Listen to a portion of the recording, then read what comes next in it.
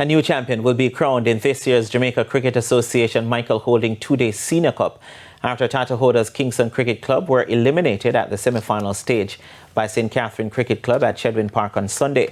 Led by a century from former West Indies T20 captain Rovman Powell, St. Catherine CC got first innings honours, which was good enough to see them through to the final.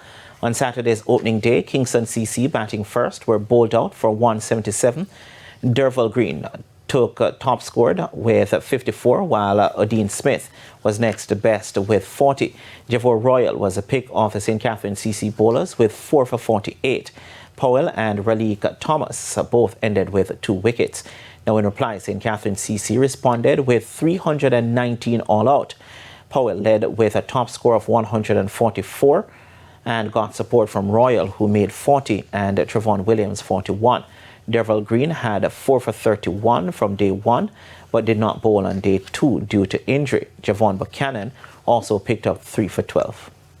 Yeah, it felt good. It's been quite some time since I played red ball cricket. It's been over a decade. I haven't played for St. Catherine Cricket Club, because I went to UWI. But it's always nice to be back. It's a semi-final, so it's important to come out and give the best for your club.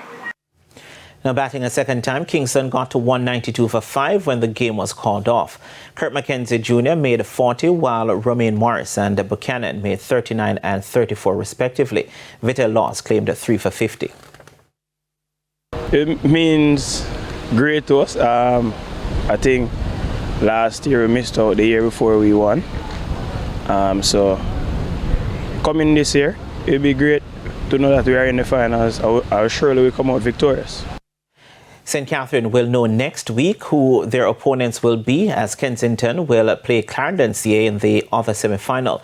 The second semi-final was delayed due to a replay of the quarter-final match between Clarendon CA and Trelawney CA. The replaying of the game was due to the wrong size ball being used in the first innings of their original meeting. The second game ended in a draw on Sunday, with Clarendon progressing on first innings honours.